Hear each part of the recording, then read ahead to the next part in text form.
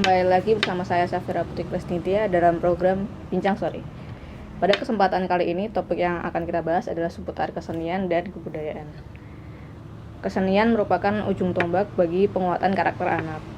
Namun, di tengah kemajuan teknologi digital yang serba instan, masih bisakah pernyataan tersebut diberlakukan? Berada di depan saya saat ini adalah Cak Lis, pendiri Klub Sariswara. Mungkin bisa memperkenalkan diri terlebih dahulu. Ya, nama saya Listio, tapi cukup dipanggil dengan Cak Lis ya, panggilan saja untuk mempermudah. Saya memang merintis Klub Sariswara sebagai praktek dari metode ajaran berkesenian yang dipakai oleh Ki Hajar Dewantara. Sejak tahun 2018, Klub Sariswara ini menjadi praktek di lapangan untuk anak-anak, terutama mulai TK sampai dengan SMP dan SMA. Gitu, Pak. Ya, menurut Charles sendiri tuh di tengah teknologi digital yang serba maju gitu kan anak-anak tuh sekarang memperoleh kayak TikTok, game online dan sebagainya. Dan menurut Charles, apakah kesenian masih menjadi suatu hal yang relevan gitu dalam kehidupan anak? Ya, sangat relevan sekali ya dalam era digital atau zaman digital yang semuanya serba memakai teknologi digital. Ada satu keterjebaan atau apa ya istilahnya. Jadi ada satu ruangan di mana anak-anak itu melakukan interaksi tapi di layar semu, jadi di area yang mereka tidak langsung berinteraksi satu dengan yang lainnya. Nah, posisi kesenian sebenarnya sebagai jalan untuk menyatukan mereka dengan kondisi real yang sesungguhnya. Nah, di mana kesenian itu tidak hanya sekedar berinteraksi. Mungkin kalau kita memakai teknologi masih bisa ya berinteraksi, tapi interaksinya adalah interaksi yang tidak langsung. Tetapi dalam berkesenian dia harus melakukan interaksi yang secara langsung, sehingga kalau di dalam konsep pendidikan Ki Hajar ada ngerti, ngeroso, dan ngelakoni. Nah, di sini tidak hanya sekedar ngerti. Jadi kalau di dalam teknologi digital atau era digital, anak-anak sekarang mungkin sampai di posisi ngerti ya. Ngerosonya itu adalah ngeroso yang semu. Jadi dia merasakan, misalkan dia bermain dalam game, dia ditonjok apa yang dia mainkan itu mati atau masuk jurang atau bisnya tabrakan dan lain-lain. Dia hanya merasakan di layar, tapi tidak merasakan ini mati beneran. Nah, sehingga mereka terjebak seolah-olah nanti di dunia nyata hal itu juga sama. Nah, hal inilah yang kita coba. Jangan sampai anak-anak merasa terjebak, atau jangan sampai anak kita terjebak dalam dunia yang semu seperti itu. Maka kesenian ini sebenarnya menggantikan. Kita tidak bisa melawan era digital saat ini ya. Maka kesenian ini menjadi jalan tengah, karena kesenian ini tidak mengenal masa. Semua manusia itu memiliki dasar-dasar kesenian yang harus dimunculkan, yang harus diasah, karena disitulah rasa itu bermain di dalam kesenian. Sehingga sangat relevan sekali ketika anak-anak harus dimasuki unsur-unsur kesenian, karena ini sudah melekat di dalam diri anak. Apa yang melekat di dalam diri anak? Yaitu unsur-unsur kesenian. Unsur kesenian apa? Keindahan rasa dan kehalusan rasa. Dua unsur inilah yang sebenarnya sudah ada di dalam diri anak, tinggal diasah saja. Tingkat berkesenian inilah yang harus selalu kita tumbuhkan, sehingga anak-anak di era digital ini tidak terjebak hanya berada di dunia maya, tapi mereka juga harus merasakan dunia sebenarnya itu seperti apa. Kesenian menjadi jalan tengah. Saya kira sangat relevan. Ya, jadi berarti kesenian ini di era digital ini sebagai kayak penyeimbang seperti itu. Ya, betul sekali. Dari Cak Lis sendiri tuh melalui Sariswara ini, cara seperti apa sih yang digunakan untuk menjangkau anak-anak agar mereka itu tetap bisa memperoleh asupan kesenian gitu? Sariswara sendiri sebenarnya konsep yang diberikan Ki Hajar kan ada 3 unsur kalau di Sariswara. 3 unsur yaitu bahasa indah atau sastra, kemudian lagu, dan satu lagi adalah cerita. Ini kalau kita kembangkan di dalam wujud induknya dari Sariswara adalah istilah Ki Hajar itu ambuka raras angesti wiji, kesenian melandasi pendidikan. Nah, ketika kita tarik Sariswara sebagai konsep berkesenian yang melandasi pendidikan, maka kesenian itu ditujukan bukan untuk menjadikan anak seorang seniman. Jadi kesenian dipakai unsur keindahan dan kehalusan rasanya untuk mengasah keindahan dan kehalusan rasa yang sudah ada di dalam diri anak itu. Maka posisi Sariswara agar anak-anak ini nanti selalu bisa melekat dengan kesenian ini kita padukan dengan konsep-konsep berkesenian secara utuh, sehingga tidak hanya 3 unsur, yang tadi 3 unsurnya ada 3 unsur mendasar, tetapi ini kita bisa kembangkan dalam 4 unsur kesenian, yaitu seni sastra atau bahasa yang indah tadi, kemudian seni gerak, kemudian seni suara, dan seni rupa. Nah, seni rupa ini bisa kita kembangkan lagi dalam wujud video, atau di era digital sekarang kita bisa memainkan dalam bentuk audio video secara digital. Ini bisa kita olah, sehingga tadi kalau unsur digital di awal kita jelaskan apakah itu relevan dengan kesenian, sangat relevan. Ini saling mengisi sebenarnya. Bagaimana berkesenian sekarang menjadi menarik agar anak-anak ikut tersedot lagi, terasah lagi, tetapi tanpa meninggalkan bahwa era sekarang itu sudah berkembang. Era itu sudah maju sedemikian rupa dari era digital, sehingga berkesenian pun harus masuk juga atau mengikuti juga era digital. Sehingga apa yang dikatakan Ki Hajar dalam konsep pendidikan, kalau tadi tringo ya ngerti ngerasa ngelakoni, kalau sekarang trikon, konsentris, konvergen, dan kontinu. Bagaimana kontinuitas dari perkembangan zaman itu selalu diikuti oleh perkembangan watak anak dengan berkesenian tadi. Dalam konvergen, di era digital kesenian juga harus merangkum teknologi, sehingga yang muncul produk-produk kesenian yang up to date, yang tidak membosankan, yang ceria, apa ya istilah, yang menarik hati, sehingga anak-anak kembali tertarik lagi dengan berkesenian, walaupun dengan balutan yang lebih canggih atau lebih digital seperti itu. Tetapi yang lebih bisa kita kembangkan, gabungan dari 4 kesenian itu sebenarnya akan bisa kita detailkan, akan bisa kita wujudkan satu persatu, atau kita gabungkan, atau kita kolaborasikan, tidak hanya dengan kesenian, dengan sekitar ekosistem kesenian itu bisa menjadikan anak-anak itu menjadi lebih tertarik. Nah, tantangannya memang di dalam Sariswara yang tadi menggabungkan kesenian-kesenian itu tadi bagaimana agar anak-anak selalu tertarik, yaitu dengan menggabungkan teknologi digital, dengan menggabungkan tidak hanya teknologi digital, menggabungkan kemajuan zaman, cara berpikir anak, cara bertutur anak, cara berliterasi digital anak, itu kita masukkan dalam konsep berkesenian yang menyatu. Jadi anak-anak menjadi lebih tertarik, harapan kami, dan kembali sehingga dia tidak meninggalkan unsur-unsur keindahan rasa dan kehalusan rasa. Itu ya, berarti kan tadi ada empat kesenian gitu ya, jenis ya, kesenian yang digunakan. kesenian, ya. Melalui itu dalam prosesnya tuh, apakah kesenian sendiri di tengah era digital ini masih memiliki kemampuan untuk menjadi pendorong terbentuknya karakter anak?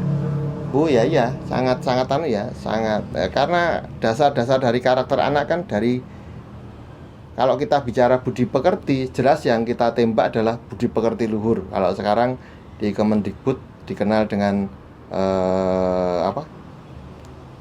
Pancasila itu 5,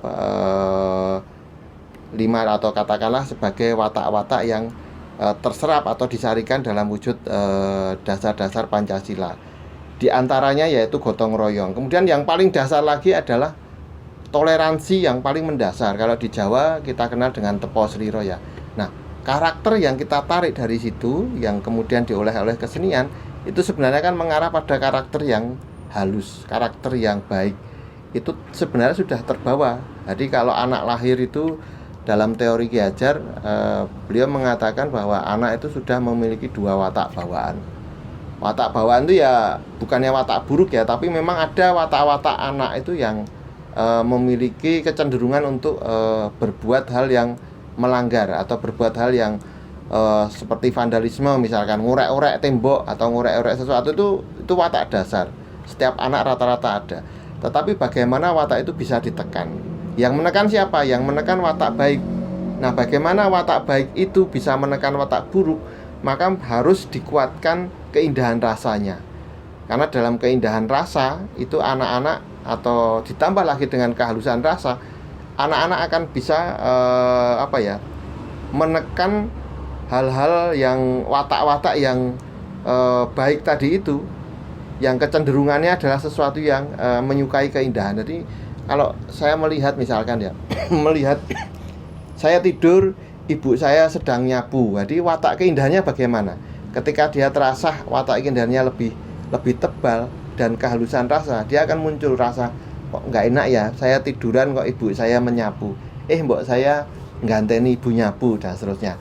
Kemudian ada lagi misalkan watak-watak kebaikan-kebaikan lain yang bisa kita munculkan dari sumbernya dari keindahan rasa yang sudah ada sejak lahir di dalam diri anak, itu bisa menekan watak-watak keburukan. Jadi apa kaitannya kesenian dengan karakter ini? Sangat erat sekali, karena kesenian menjadi satu bagian dari unsur kebudayaan, hanya salah satu ya.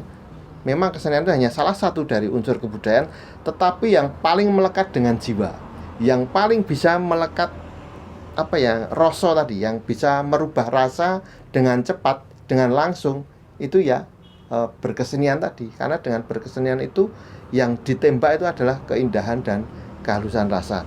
Belum lagi nanti kalau kita mempelajari teori tentang suara, tentang lagu, tentang antroposofi yang diserap oleh Ki Hajar Dewantoro sebagai bapak pendidikan, dari Dr. Rudolf Steiner, bagaimana antroposofi atau lagu itu ternyata langsung mendidik hati, langsung mendidik rasa. Dia tidak melalui otak intelektual, tapi dengan hanya terpejam saja kita bisa merasakan, oh ternyata lagu ini indah, lagu ini bagus, oh ini lagunya ngerok, oh lagunya ini keras, membuat semangat. Bukan jelek ya rock itu, tapi membuat semangat. Nah, sementara dengan bahasa yang indah tadi, lirik-liriknya ini yang akan mempengaruhi pendidikan atau mendidik hati anak.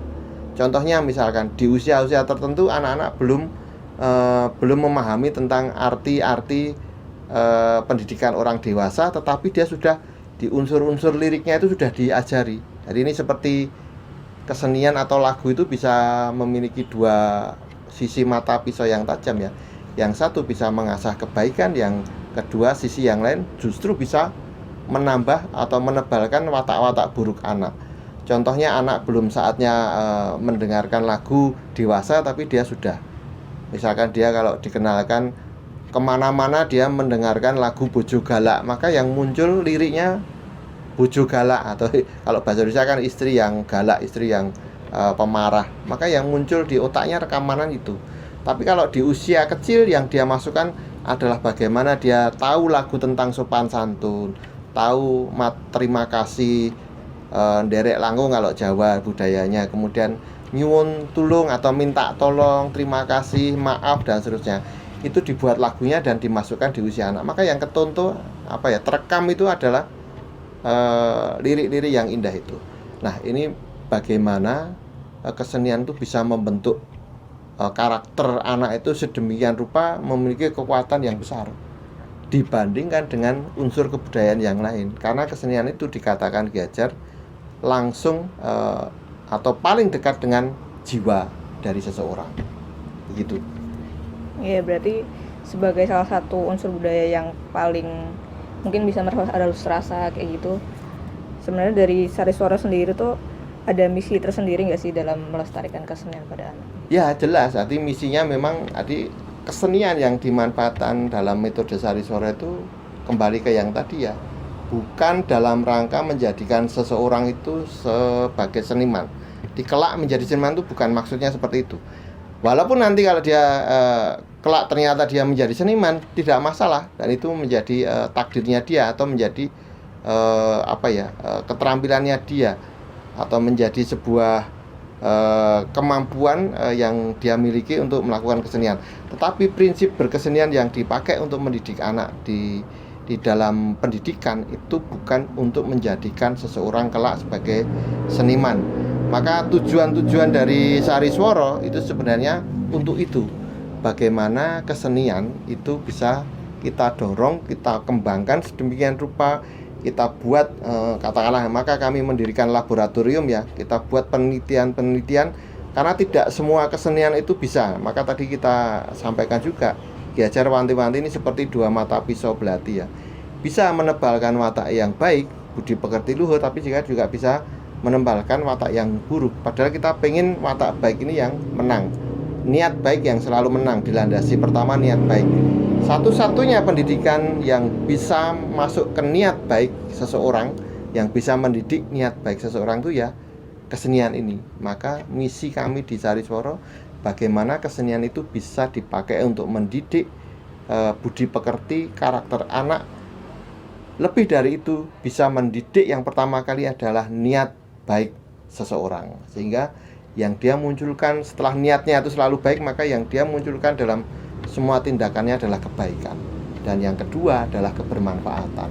Karena apa? Karena ada satu sifat dalam kesenian yang dikatakan Ki Hajar dalam tulisannya itu, bahwa kesenian itu memiliki sifat hanya memberi, tidak meminta tapi hanya memberi.